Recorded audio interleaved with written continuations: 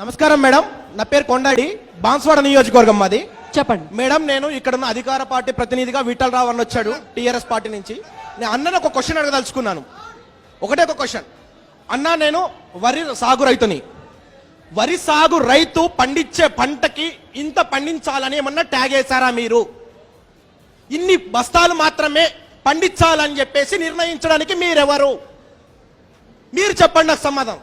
రైతు ఇతర దేశాల నుంచి వచ్చి ఎవడెవడో వచ్చి అరే కరమ్మలో నేను ఇంత సంపాదించాను అంత సంపాదించానంటే ప్రెస్ వాళ్ళు మిగతా రాజకీయ నాయకులు దాన్ని హైలైట్ చేస్తారు. ఇక్కడ పుట్టి ఇక్కడ పెరిగిన మాకు మాత్రం మేము పండిస్తే కొనే నాదుడి పరిస్థితి లేదు. బిచ్చగల కంటే దారుణం అవుతున్నాం. ఇవాళ మేడం నాకు 4 ఎకరాల భూమి ఉంది. 40 కేజెస్ బ్యాగ్స్ 308 బస్తాలు పండినాయి. నేను అవి అమ్ముకోవడానికి ఎఫ్సిఐ కాటాలకు వెళ్తే అమాలి వాడు 10 రూపాయలు కావాలి అంటాడు. దాన్ని గవర్నమెంట్ అసలు యాక్చువల్ గా రిఫండ్ చేయాలి, దాన్ని చేయడం లేదు. దానికి చెయ్యకపోగా నేను దానికి అమ్మాలి అంటే నేను క్యూలో పెట్టి నేను అమ్మాలి అంటే దాదాపు మేడం నాకు కాటా అయిన తర్వాత 15 రోజులకు అయినాయి. దాంట్లో రైస్ మిల్ వాడేమో సొసైటీ వాడు రైస్ మిల్కి పంపించి 3 కేజీల లాస్ తీస్తున్నాడు, వెయిట్ ఆఫ్ లాస్. ఒక సంచిలో పెట్టిన తర్వాత వడ్లు అనేవి 3 కేజీలు తగ్గుతున్నాయి 15 రోజులకి. దాన్ని ఎవడు భరించాలి? 65 బస్తాలు మాత్రమే ఎకరానికి కొంటాము అంటున్నారు. మేడం మాకు ఈ బాన్స్వాడ నియోజకవర్గం ఎవరు పెట్టారు అది? 65 బస్తాలు మాత్రమే కొంటాము అని అధికార పార్టీ. మా సొసైటీలో మేము వెళ్తే 65 నుంచి 70 బస్తాలే. అన్న కావాలంటే కనుక్కోండి మేడం, 90 బస్తాలు పండిస్తాం 40 కేజీలవి.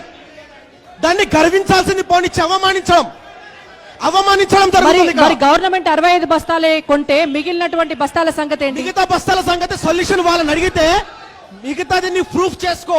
విఆర్ఓ దగ్గరికి అగ్రికల్చర్ వాడి దగ్గరికి వెళ్ళి ఆఫీసర్ల దగ్గరికి వెళ్ళి సిగ్నేచర్ పెట్టుకొని రా. లేదు అంటే మాట్లాడిన వాళ్ళు అక్కడ మాట్లాడేటువంటిది ఒక రైతు. ఆయన మాట్లాడిన తర్వాత టిఆర్ఎస్ పార్టీ నుంచి ఎవరు మాట్లాడితే వాళ్ళకి మైక్ ఇస్తాను, నేను మీకు మైక్ ఇస్తాను. వారు మాట్లాడిన తర్వాత చెప్పండి సమాధానం. మీరు కూడా సమాధానం చెప్పండి. అది 4 ఎకరాలు పండించుకునేటువంటి రైతు ఆవేదన. మాట్లాడండి మేడం. 65 బస్తాలు అంటే 90 పండినవి.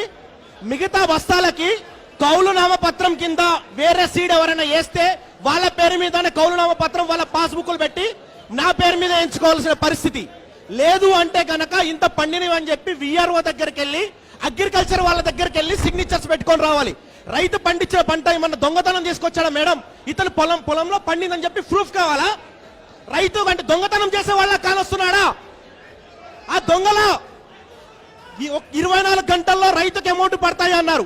3 నెలల్లో పడలేదు. మా నియోజకవర్గంలో మా దరిద్రం ఏమిటంటే అగ్రికల్చర్ మినిస్టర్ మా కాన్స్టిట్యూన్సీలో ఉండడం మా దరిద్రం. రైట్. కనీసం ఇంకొకటి, ఏ అధికారము లేని పోచారం శ్రీనివాసరెడ్డి కొడుకులు సొసైటీలో ఓపెనింగ్ మాత్రం వస్తారు, పేపర్లలో కట్అవుట్లకు వస్తాము, కానీ పనులు మాత్రం ఉండవు. 3 నెలలు వడ్ల డబ్బులు పడకపోయినా ఏనాడు వచ్చి పట్టించుకున్నది లేదు. ఏప్రిల్ 3వ తారీఖు వడగండ్ల వాన పడితే ఇంతవరకు నష్టపరిహారం గురించి ఇంతవరకు మాట్లాడిన నాదుడు లేడు.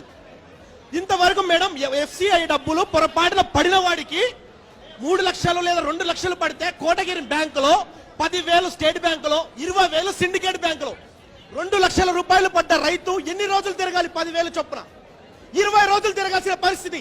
బిచ్చం అడుక్కుంటున్నామా మేడం మేము? అయితే వీళ్ళ జీతాల కోసం మాత్రం వస్తాయా? బిచ్చం అడుక్కుంటున్నాం మేము, బిచ్చగాళ్ళ కలుస్తున్నామా? చెప్పన్నా నువ్వు విఠలరావన్నా ట్యాగ్ వేస్తారా మాకేమన్నా? 65 బస్తాలు 70 బస్తాలు ఏంటన్నా? అదే వేరే దేశాల నుంచి వచ్చి వారు మాట్లాడిన వాళ్ళు పండించే వాళ్ళు మాత్రం గొప్ప గొప్ప టీవీలో ఇంటర్వ్యూలో ఇవన్నీ ఉంటాయి. కానీ మా పరిస్థితి ఏంటి? ఇక్కడ పుట్టి ఇక్కడ బతికిన వాళ్ళు మా పరిస్థితి ఏంటన్నా? ఇవాళ మేడం నేను వ్యవసాయం వదిలేసా, ఇన్సూరెన్స్ చేసుకున్నా, ఇన్సూరెన్స్ రాలేదు, దోమపోటు పాడైంది, అన్ని కన్ని కలిపేసి నువ్వు వ్యవసాయం వదిలేసా. ఇవాళ నిలదీద్దాం అధికార పార్టీ ప్రతినిధులు, మా కాన్స్టిట్యూన్సీ ఎమ్మెల్యే మంత్రి పోచారం శ్రీనివాసరెడ్డి కానీ వాళ్ళ తనయులు వస్తారు, అడుగుదామని హైదరాబాద్ నుంచి వచ్చా. ఓకే అండి, నిజం అంటే మీ ఆవేదన ఏదైతే ఉందో అది అర్థమైంది. తను ఒక్క రైతుగా మాత్రమే కాకుండా అందరు రైతులు, నిజామాబాద్ జిల్లా రైతుల ప్రతినిధిగా కూడా తన బాధ చెప్పారు. ఇవాళ ఎక్కువ పంట పండిస్తే కూడా మా పంటను ఇది మేమే పండించున్నాము అని చెప్పడానికి ఇవాళ అధికారుల చుట్టూ తిరగాల్సి వస్తుంది. మాకు మార్కెటింగ్ చేసుకునే సౌకర్యాలు సరిగ్గా లేవు. మార్కెటింగ్ చేసుకున్నా కూడా ఇవాళ ఎన్ని రోజులకు పైసలు వస్తాయో తెలియదు. వచ్చిన పైసలు ఒక్కొక్క బ్యాంకులో ఒక్కో రోజు చిల్లరేరుకున్నట్టుగా మా పరిస్థితి అవుతుంది అనేటువంటిది ఆయన ఆవేదన. మరి ప్రభుత్వం ఏం సమాధానం చెప్తుందో చూద్దాం.